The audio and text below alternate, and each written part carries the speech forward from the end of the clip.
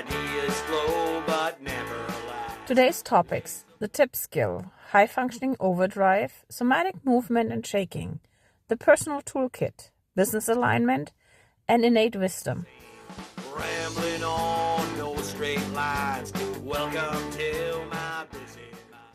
Hello and welcome to episode 44. 44. Yes, I think it's 44. Of Ramblings of a Busy Mind. Last time it was 43 and I said 49. I don't know where that came from, but it happens. It was so funny when I looked at that afterwards. So my guest today is Crystal Innes. And did I say that right? Innes? Yeah, yeah. Yeah. Mm-hmm. And we just met last month, last month, through the Holistic Hub, which is such a cool concept. And I'll let you explain that, and then I'll ask you other questions afterwards. Yes, absolutely. Thanks. So the Holistic Hub for me is a project that's built to help inspire wellness practitioners, wellness providers, makers of all sorts, those who are helping to provide the different layers of true health for me is what I like to call it, or whole health, and really helping to provide a bridge, a better support system, and an easier way of, giving information to our clients that will also help support them on their individual paths, and really creating an ecosystem with a few different facets of trying to help keep people connected, mainly in the Atlantic Canada region.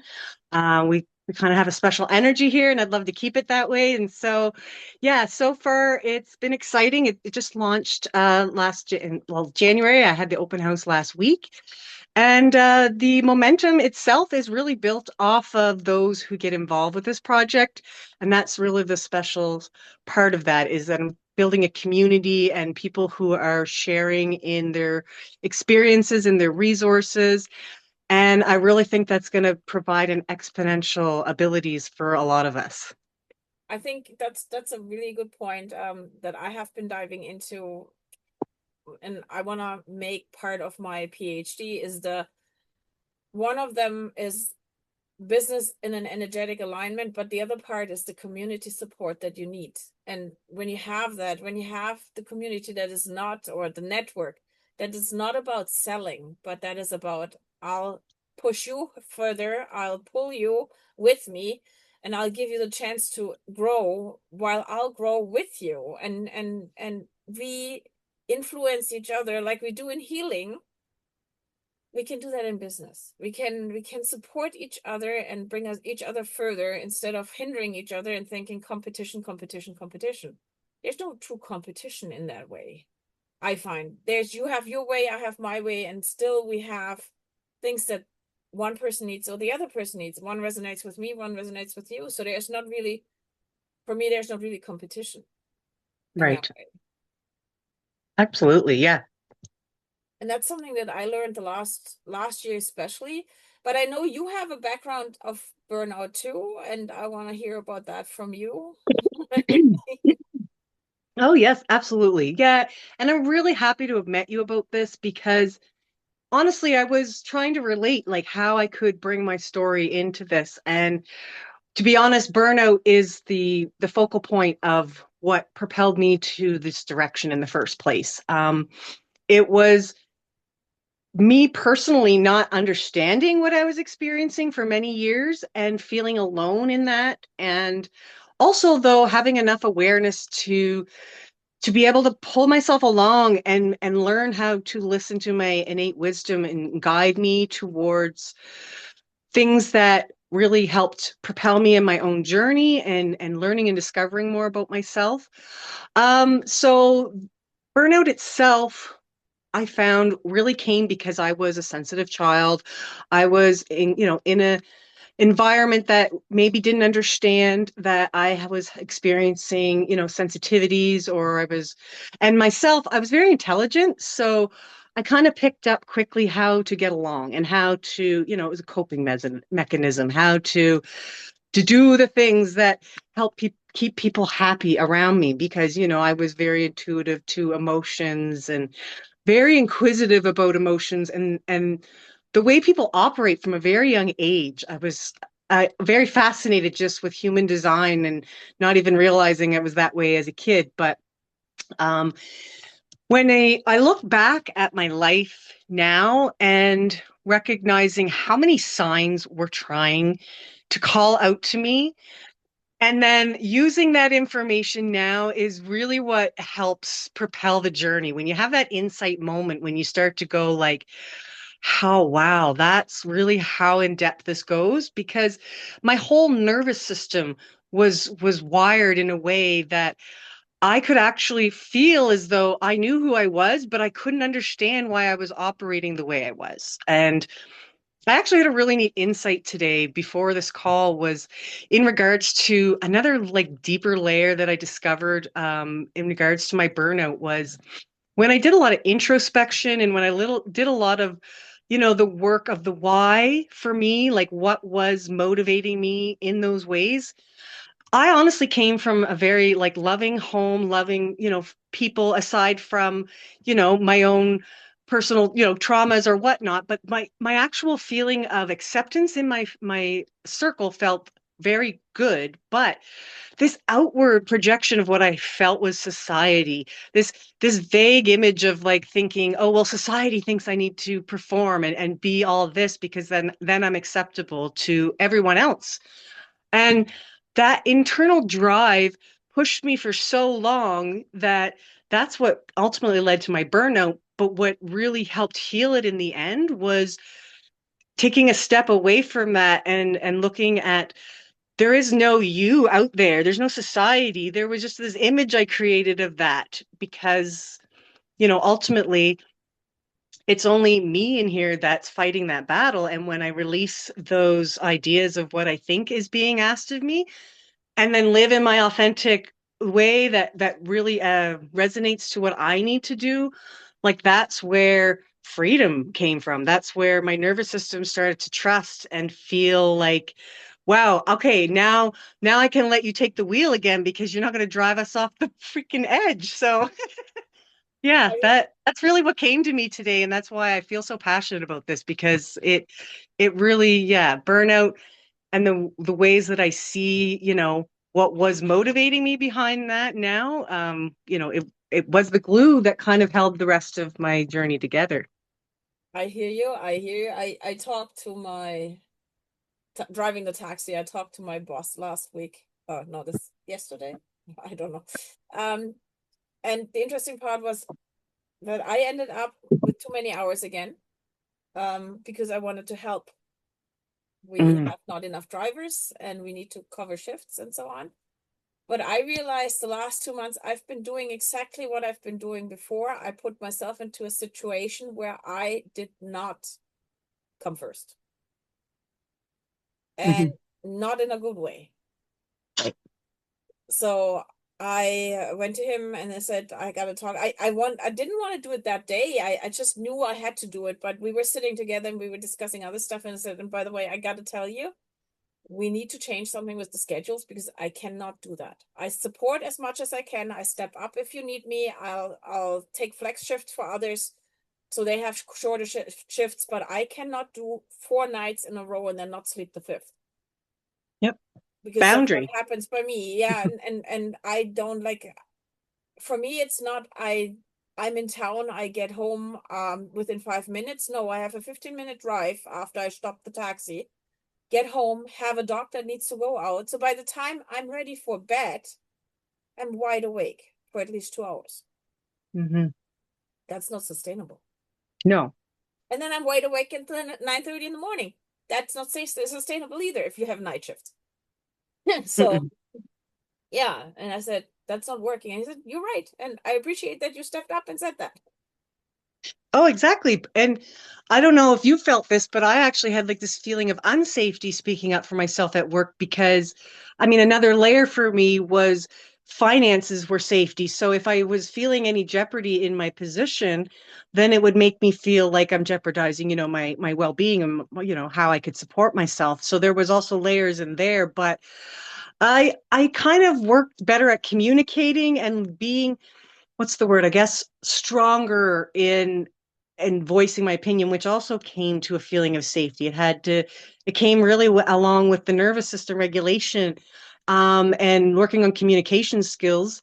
Because I have a side job. I love waitressing at Oak Island. It's a really great place. And, but I had experiences where there was certain environments like the loud, overstimulating concerts or stuff that we would help with. And when I took myself away from that, I was realizing I was getting less shut down because I've been tracking some of those things that I've been experiencing, migraines, different.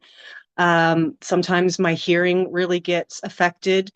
And so, but lately it's been me taking that initiative to listen more and then indicating and, also as well saying, well, this is what I'm experiencing and I'm open to figuring out what we can do to help make that work for everybody. So I think it comes with a lot of being willing to listen to each other and, those that we work with as well, because when you're working with others, you really want to honor that other people need to respect their boundaries for burnout as well. Yeah, and not only burnout, it's everything. Like you have to speak up, but you have to also speak up in a way that's appropriate, Mhm. which not always happens. But when you learn that you are the only one who can fight for yourself and Yeah. you're the only one who can change it, then that gives you a whole new power over your life. I mean, yes, you have the circumstances, maybe a boss that is not appreciative or whatever. But when you step up for yourself and say, listen, I'll do my best, but I cannot do more, or I need support doing more, then it becomes not, no, I don't, or yes, I do, and then fail, which a lot of people don't see in burnout. We take on the work, we do, and inwardly cringe already and die already because we know it's not working and we're already overwhelmed and our mind is going 15 minutes. But if you change your wording from no to I do my best, you're already taking that stress out of it because you're doing your best. You're always doing your best. Absolutely. Right? Yes.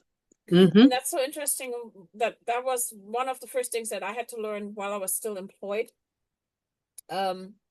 Because I had a role play with my boss.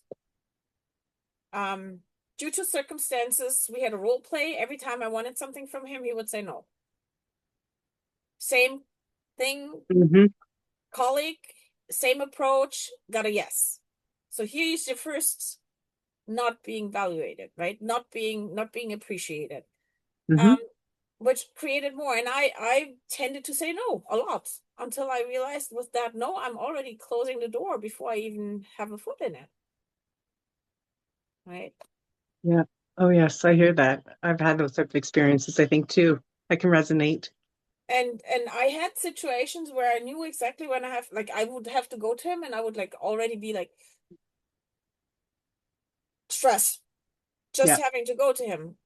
When I switched my approach to I do my best, it became an approach where I can go to him and or could go to him.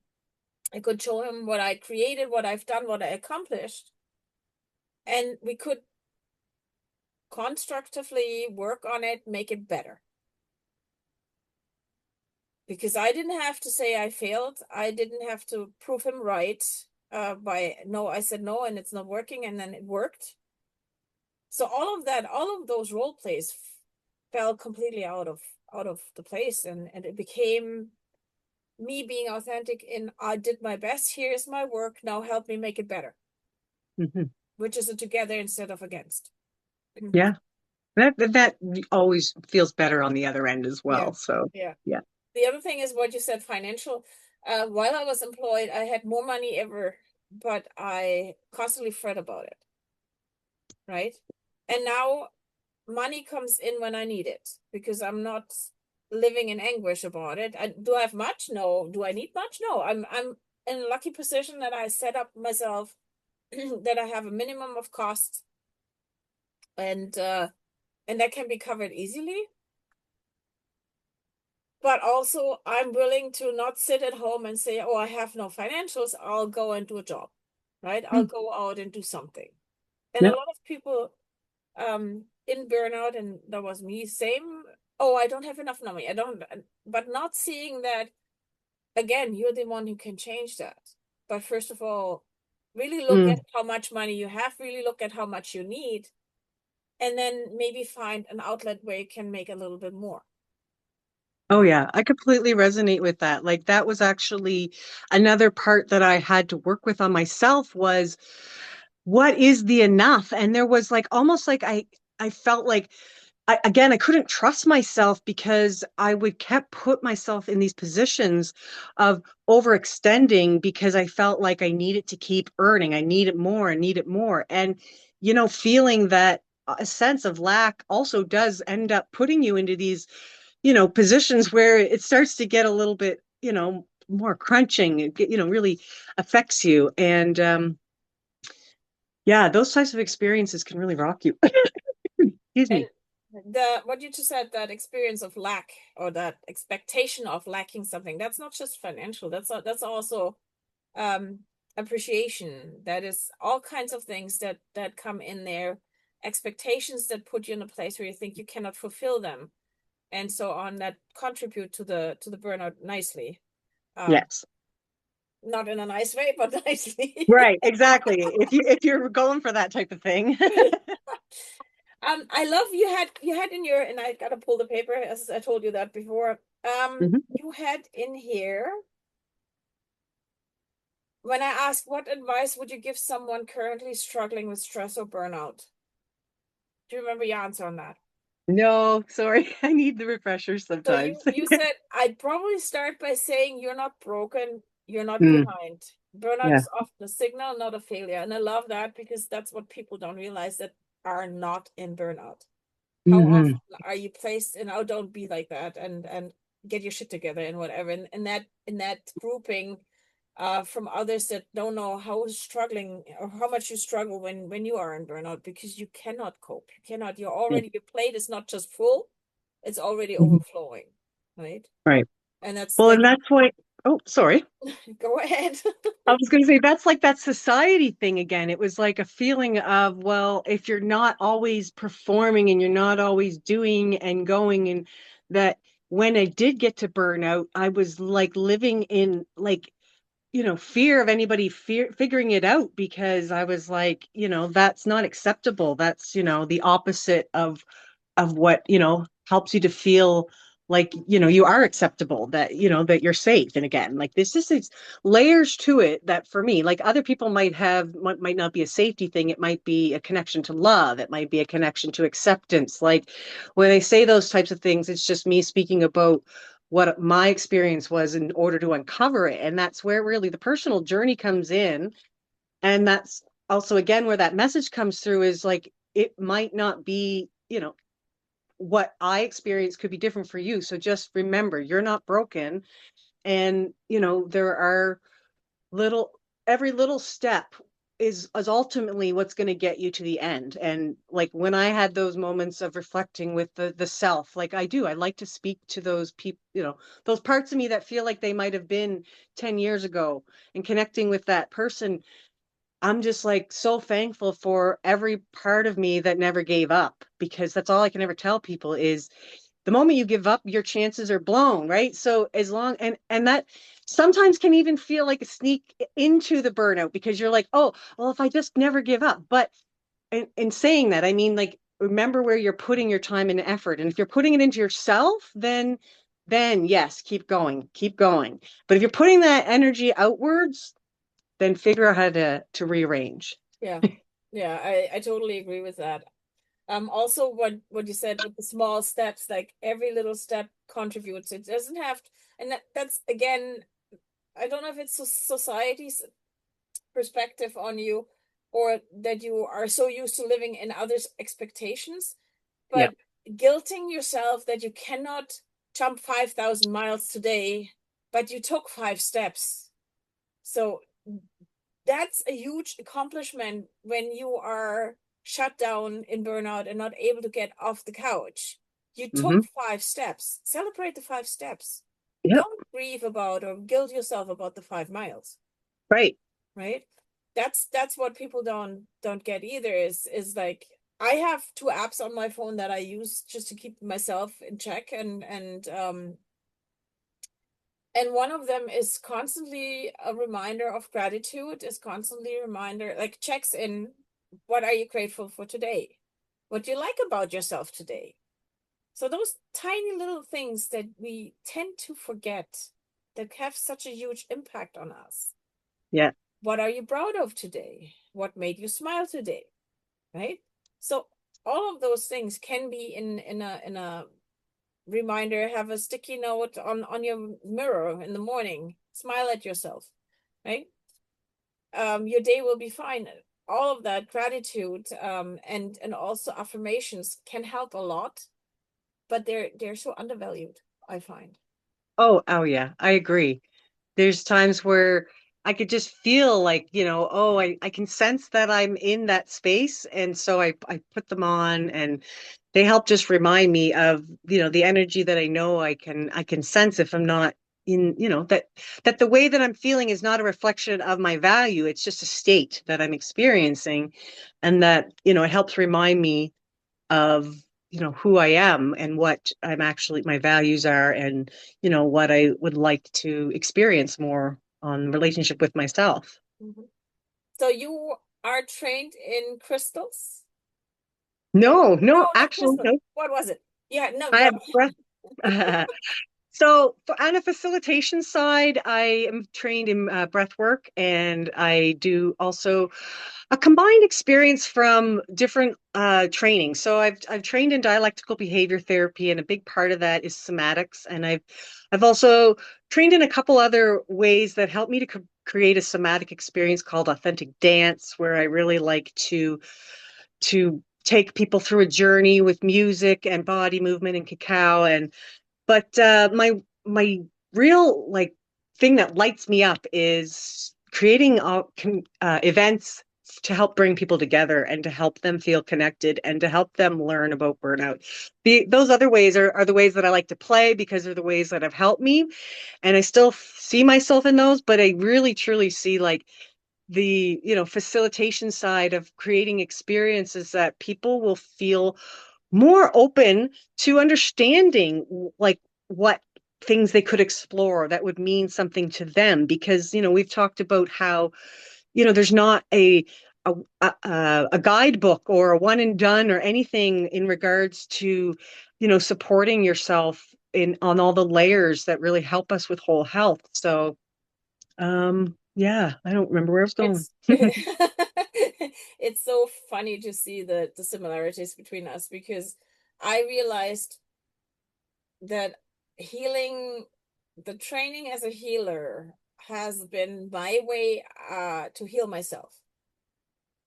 And I still Yep. love providing for others or Yeah. assisting others. I love that. But what I like way more is teaching others to help themselves. Yes. Yeah, that we are like that way. So Yeah. teaching them or showing them, that's why I do the market, is showing them there's possibilities, explore, learn what works for you, what doesn't work for you. And I Mm. know somebody of the market people asked, because we're just preparing another one in May. Somebody asked, yeah, how do you set it up? Do you have fixed booked appointments and whatever? The thing is, I recommend 10 to 20 minutes. That's the most session wise in time frame, so that as many people as possible can be exposed to what you do. Hmm. Yeah. First of all, you get known, but second of all, they get to experience something else, something new. Yes. And Yeah. that's so great to see, because I know if I hadn't had my experiences, I would have not gotten out of burnout. As it Hmm. still took too long, because I'm stubborn sometimes. I needed a Agreed. learning curve. I don't know what it was. I'm not unhappy about it, but I try to provide for others a faster way out of where they're stuck, so they can become themselves again. Because that's basically what it is. We get lost and lose ourselves in the Well, burnout. I think a lot of people are actually resonating towards that. Like on the healer side, like we've done the work, we've found things that we resonate with, we've put it out there, and then now there's also this aspect of trying to tag on the message that the power is in you, like your own healer, and and inviting people into that. Because there's also a level of not wanting, codependency to happen.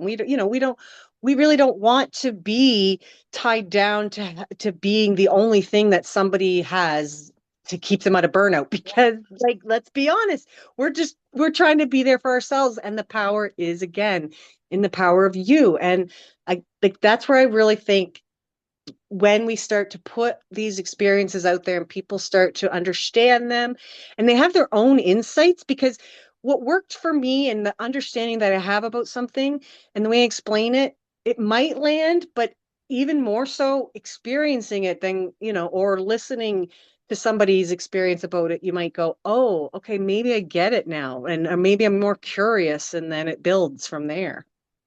Yeah. Absolutely. And that ties also into what you do with NorthStar. Mhm. I love that you bring it onto a business level to connect the healing world with the business world. What I've been trying for a while with my business chamber here. I think still too many business, how to say that, business owners, people who lead businesses are aware that if you provide your staff and yourself the opportunity to be aligned to, and it sounds weird, but to relax, to feel something different, to explore something different, which might work for you better, then your productivity will be better. Mm-hmm. Right. And it starts like I create courses. Right now, one of them is color your workflow, which basically means paying attention to the color that surrounds you, as it will definitely energetically influence your work productivity. Because if you are in a drab, gray, whatever color that's not suiting you, you will not be as productive because you're not happy. And that's where it starts. If something makes you smile, it will raise your frequency. It will make you be more productive, more functioning, more coherent, more resonating. If it that's why I see my colors in my room. It people don't realize that. And we started applying those concepts in personal health and personal wellness ages ago. Like 2015, we did studies, me and a colleague did studies with dancers, just having color swatches under their what you call them, leotards, right? Because they always wear black, gray, whatever. So we tested, and we used Touch for Health as the medium to muscle monitor if that's the right color, what's supporting you, and they would put it in and they would jump 10 centimeters higher. They would Nice. be more precise. They would be faster learning their choreography. But that was still on a personal wellness level. That was not in an office level. That was not in the normal business world. And I think it's time for us to switch to, especially with the burnout work, switch to here is alignment that you can create by paying more attention to your physical needs, to your body, and to learn to communicate your body. And the bioenergetic wellness tools that I have is a great way to start learning that, because you learn to communicate with your body by muscle monitoring, which used to be called muscle testing, but we in Canada, some parts of us switched to muscle monitoring because of muscle biofeedback. And when you learn that even your breath can be an indicator of something serving you or not. And that's the somatic experience in there. Like, yeah. And listening to the body and what the signals are. And all of a sudden you learn it's not just black and white. There's lots of gray in there, and there's lots of shades of gray in there, and you can color those shades in green and blue and yellow, whatever you want, right? It's up to you, and it gives you power. That's the thing. It empowers you to change, to make things yours, and then make it better for you, make it work for you. Yeah, absolutely. And the other part is you also do get to just slow play it and figure it out slowly instead of having that. Because some people think like, oh gosh, if I'm going to start to change, it's going to be this complete overhaul. Like, whether it's with employees or whether it's impersonal, it's like you just said, it's taking those small steps, like being maybe once a day, once a week, whatever you have time for, and being curious about what would be a layer that would excite me in my, everyday experience. Would it be to just give myself a new haircut, or would it be to maybe go explore a new place on the map, or a cafe in town? Like just finding something that helps you get, more into your essence, and more listening to those little cues in you. And as you do, you gain more trust, and actually it starts to get magical because you're like, wow, this really is creating a snowball effect of.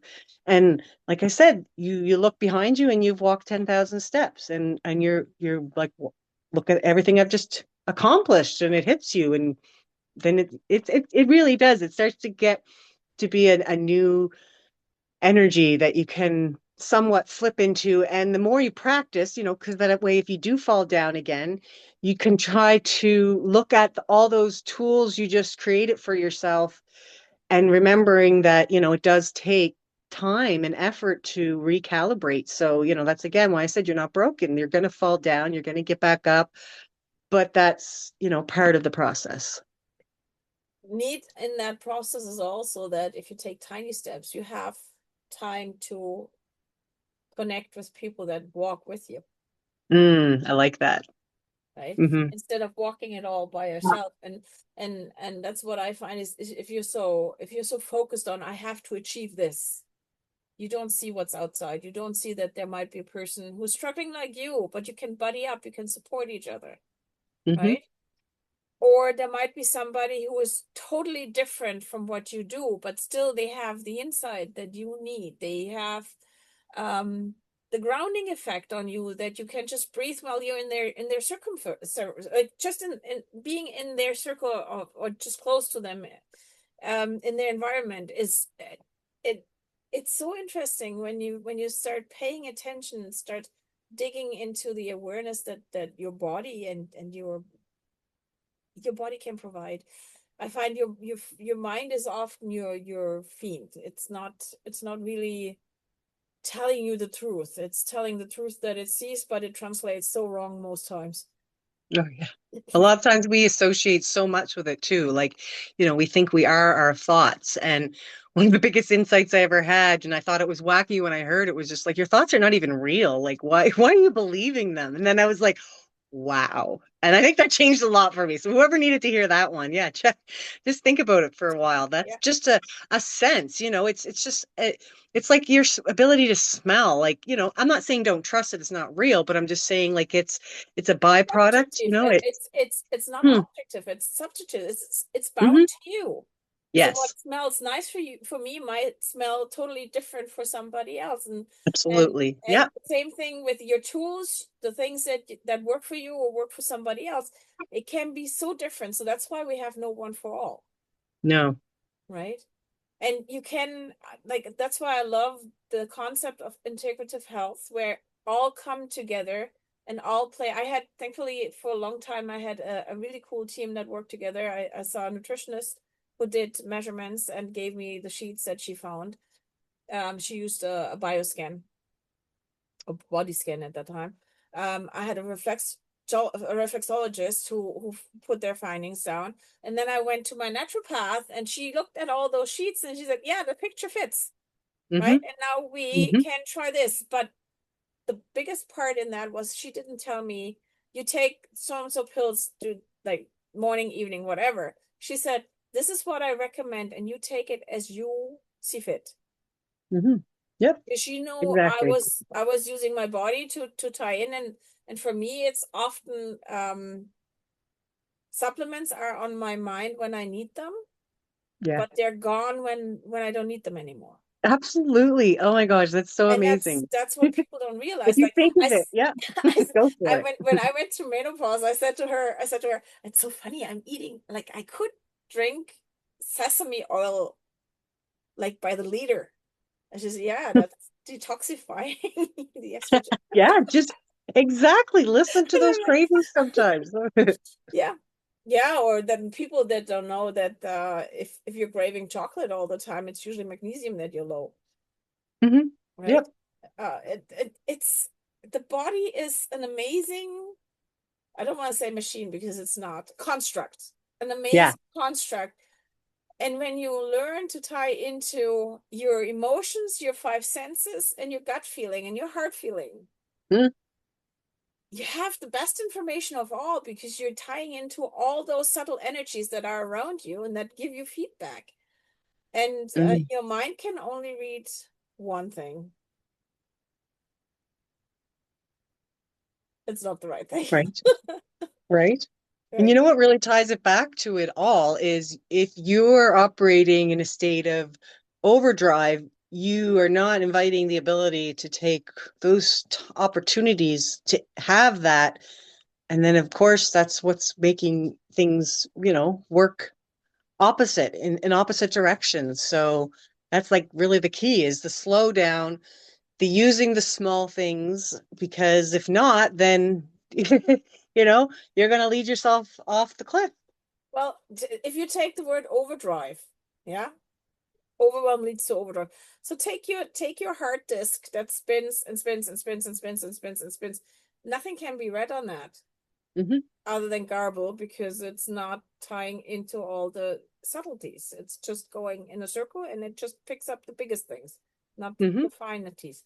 And I just love for myself that I've come over the years to the point where I can.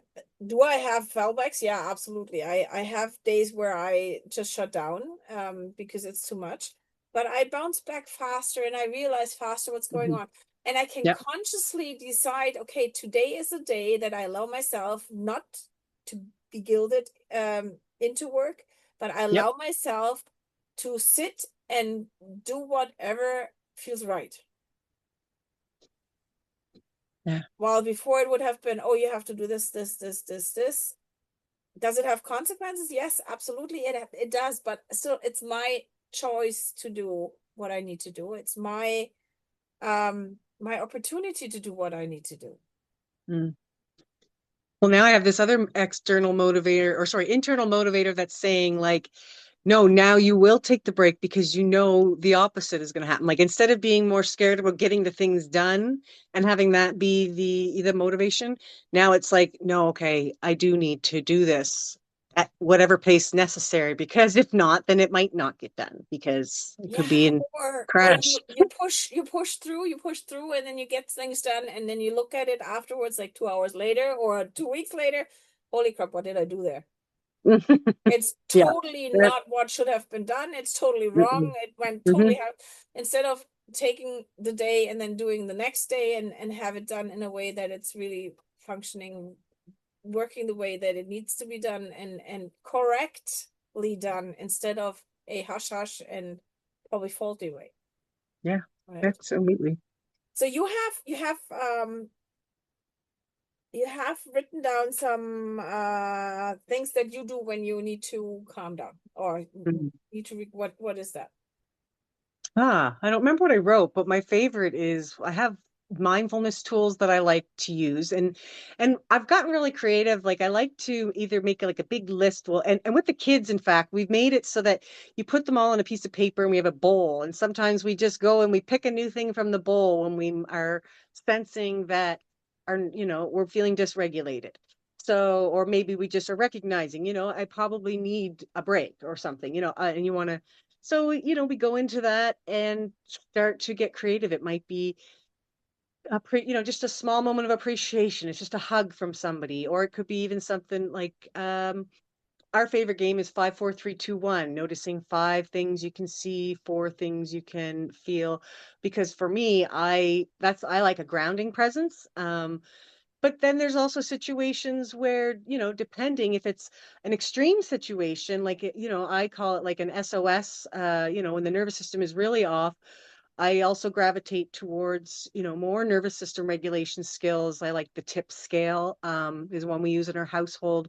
We like to put ice on, well, you either put cold water on your face or you put your face in ice. And this is my favorite because you could put your heart rate like up. Like you could jog on the spot for a minute. And then if you do this, it's been scientifically proven that when your eyes have cold water, it signals to your body that it thinks that you're actually swimming, and it will take and conserve your oxygen and things that your body needs to survive underwater. So actually, like, I've also seen it done where somebody was hooked up to see their heart rate, and just 20 seconds of their face in the water immediately drops your heart rate.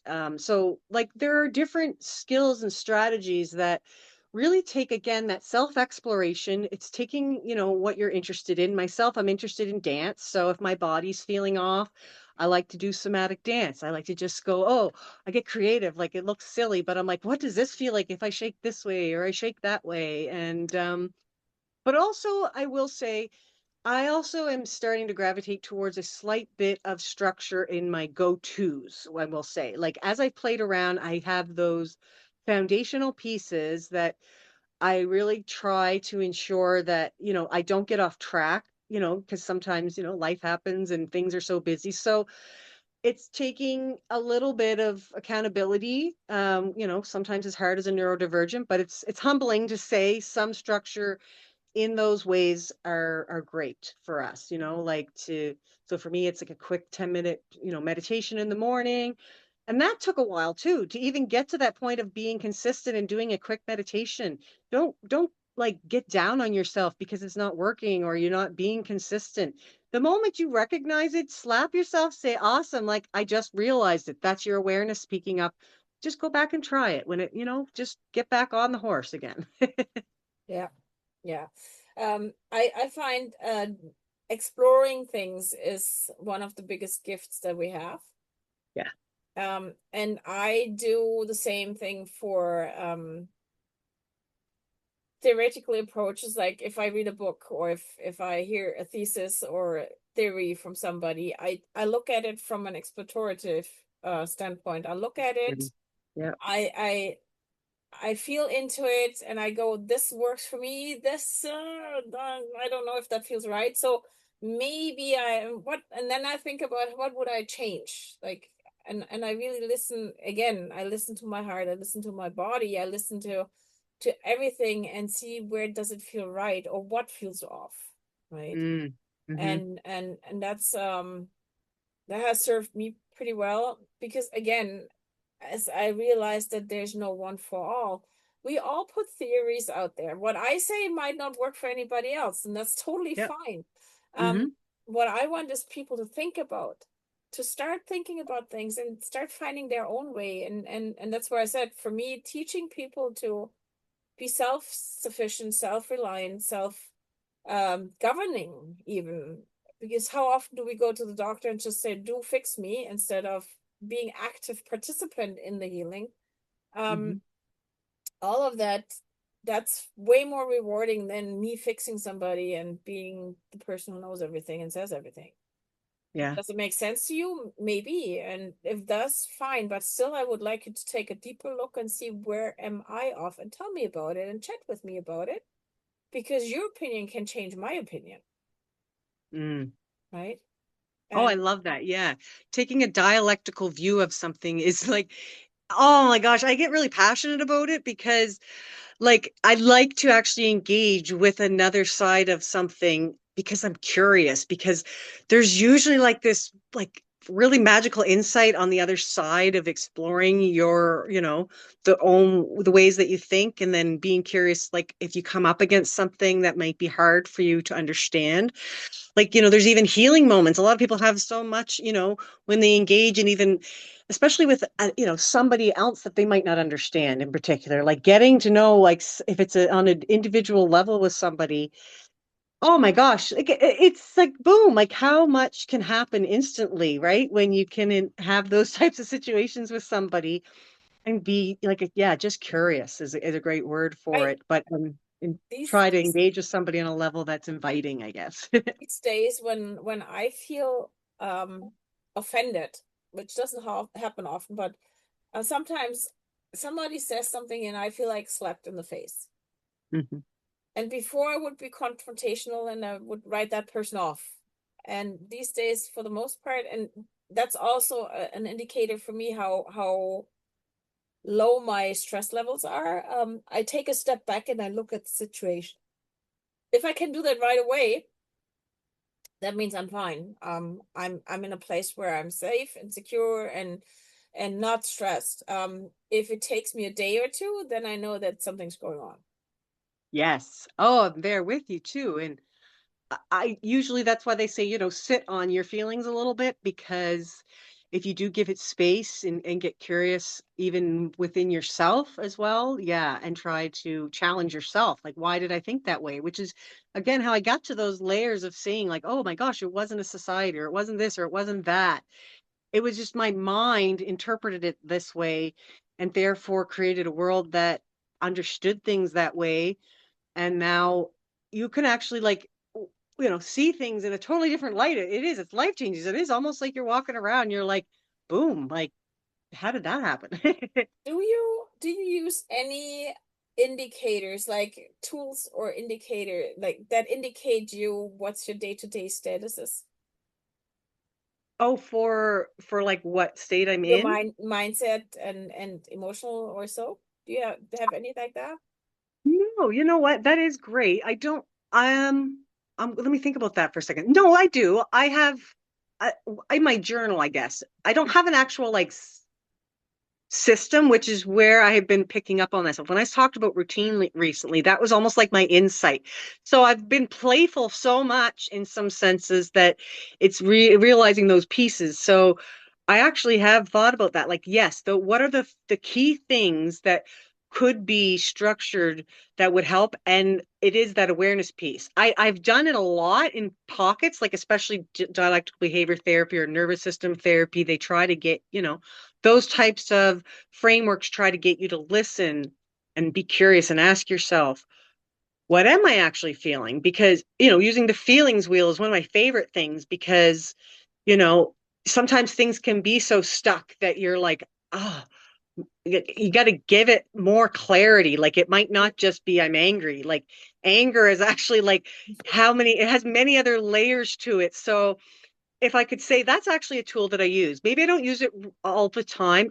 I was using it a lot during my healing. Like, I was going to that anytime, like you just said, if it would take a couple days where something still was haunting me, that I would try to sit with it. I have my own process, actually. Sitting with my inner child is what I do. I have a process of relating to maybe a stuck feeling that I had in a experience in my life that created that story that we were, kind of just talking about, that created that reality for me.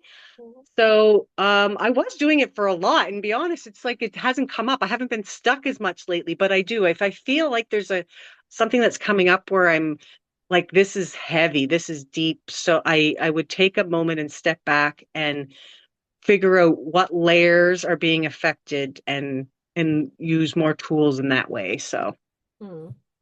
Mine has been lately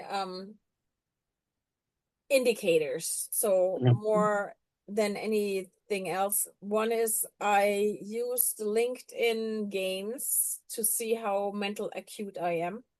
Mm, Because if I can get the games done, and depending on which game it is, if I can get the game done in less, usually I can get them done in less than the time they allot for. And mm, if I'm a little bit over, that's fine. That means, okay, there's some stuff going on. But if I need way more time than then I know that I have to pull the brake right away. mm, There's nothing that I can do at that day, right? So just pull out, reevaluate everything, and see where's the overwhelm coming from. But also having those two apps that I use for my personal, they have, like, they question, what is your emotional state? Where are you at? But the first indicator for me is when I don't fill them out that day, yeah, right? yeah. And it's those tiny things, when you realize that, then all of a sudden, um, you look differently on your day. So if I wake up in the morning and bad days, I end up watching YouTube videos in the bed before I get up, which is nice because my dog doesn't get up before me, so I'm actually Yeah. allowed. Yeah, But I do the same thing. that is then an indicator that this is a day where I probably, or the day before was probably very stressful and I'm not 100% today. Yeah. If I wake up, I get up, I feed my dog, I let my dog out, I play with him outside, and then I tie into my apps that I fill out, whatever it is.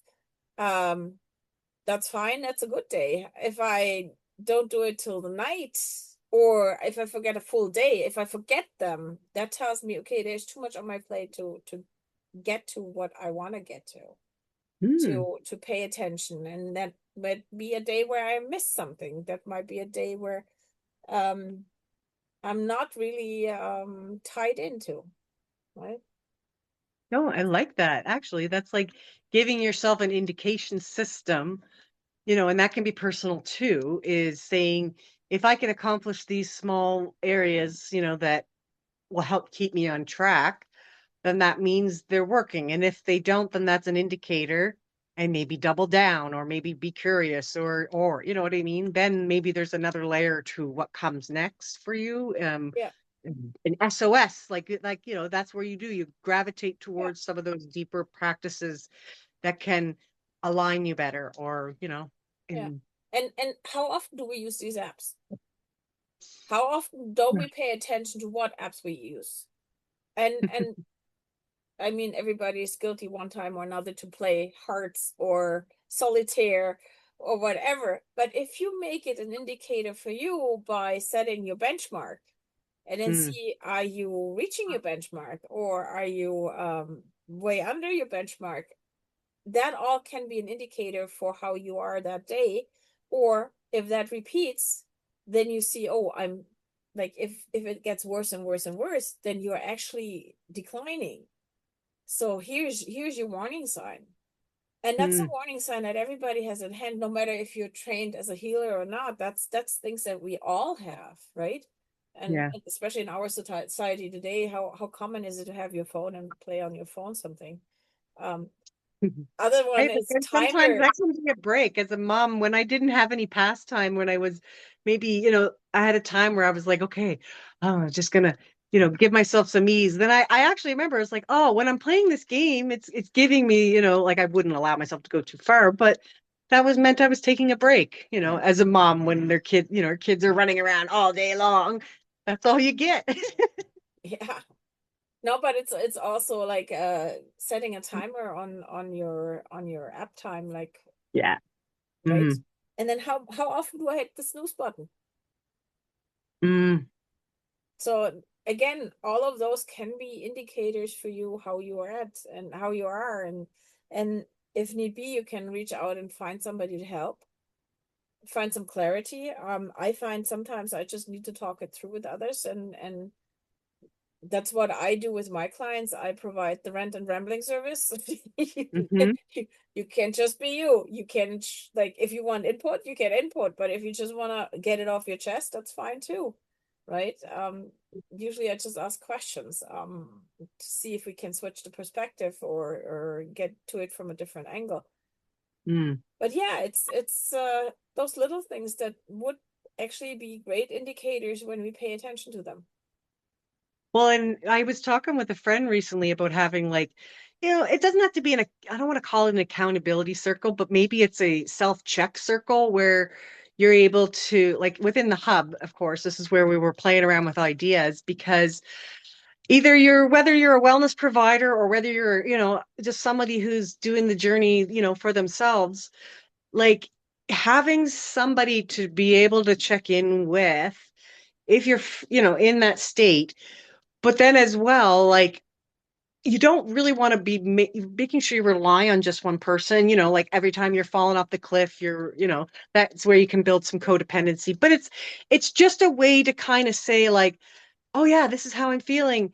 You see people do it naturally in these ways on Facebook, but maybe they're doing it a little bit unedited, and because they're crying a little bit, saying like, I need, like, here's my beacon saying SOS or whatever. But I think if we had more formatted spaces and places that we could just be a little bit like able to get I don't know, curious with what our experience is, or even just saying like, yeah, today I woke up and this is what I noticed. There's your awareness, drawing yourself to it. No blame, shame, nothing except for, and this is what I might do about it, or maybe I haven't thought about what I'm going to do about it, and I'm open, like, and if somebody's in a really great space and they feel like they can provide something, then, then maybe they can. But if there's enough people in that process, then it might be able to be reciprocated easily. Yeah, and it's easier to cope with. Mm-hmm. Right? It's not one carrying everything else. Yes, which again is all back to that community idea, whether or not it's a group within my system or it's like, saying it's anybody out there, that's really, I guess, why it does come down to having community and having connection, because, if it's just us, or is it as effective, and also is it as meaningful? Let's be honest. And how often are we like leading ourselves astray? Yeah. Right. It's the other When thing. it's So just if that. you have a sounding board, if you have somebody who listens without expectations, judgment, or intent, other than you are you, it becomes easier, right? Oh, yeah. And look, another real neat thing is I am lucky enough to have some great friendships where I can kind of have an ego check. It can be like, okay, I'm really revved up and this is what I'm feeling. Like, what is my ego doing? Like, let's explore. And when I say ego, that's just an operating system within your brain. It's self-preservation. It's like it's going to take and give you that, indicator that, oh, all hands on deck. But sometimes when you slow down and you can integrate that is something or somebody, then you can be like, okay, no, that was a part of me trying to take over the bus and start to drive it, in that regard. Yeah. And that ego is evil. Yeah. So, Yeah, no, ego is your teacher. That's what I like to say. Ego's your teacher. yeah, Yeah. but only if you realize that you're working out of ego. That's the Oh, challenge. yeah. No, some people will let it run the bus all day, because they're just going to. We had such a cute conversation in Therapeutic Touch at a meeting, and I was presenting about, was it me? I don't know. It was a presentation and basically came down to giving the other space, and we're just there to help create the circumstances. We're not doing the healing, right? Mhm. And one colleague said, "Yeah, but I want him to change." It's not your place to want that for a different person. Exactly. They have to Exactly. want that, like, the only one who can want is yourself, for yourself, and Mhm. not for Yeah. anybody else, right? Yeah. And that's why it always comes back to the power of you and, and trusting yourself and all of that. I mean, coming back to your innate wisdom, that's really what I try to teach others when I'm working with them is like you have a built wisdom within you that's there to guide you. If you get out of your own way, like it's trust in that, like that you were a baby when you knew how to figure it out, you know how to make a cry, you knew how to eventually walk, and all of those things. Innate wisdom is within everything. So that's something I try to draw back on in terms of felt safety. Cool. I love Yay. that conversation, and I'm excited to what we will be bringing to the table next. Yes, me too. I am so happy And to be here. I'm really glad that you started the Holistic Hub, because it's so needed. And Thanks. I honestly, I see that not just being Atlantic, it's gonna be far and beyond after, but we start with Atlantic. Let's do that. I know. Yeah. We have a special sauce in Atlantic Canada, I just say, and then we'll Oh, figure out yeah. how to let others in on the deal once we get it perfected. No, sure. Yeah. So thank you so much for coming. We will share all your information. So if anybody's drawn to you, can reach you, the information will be underneath the video. And good luck with the hub. I'm excited to be part of that. Yes, And thank you for I being can't me. wait to see where it's going. Yes, and thank you for this as well, providing this for others to reference. That's again another piece of those puzzles. So yeah, thank you. Thank you.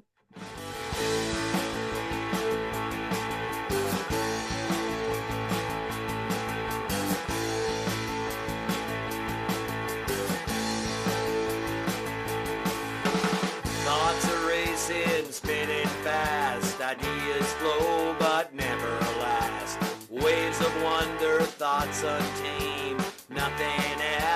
stays the same.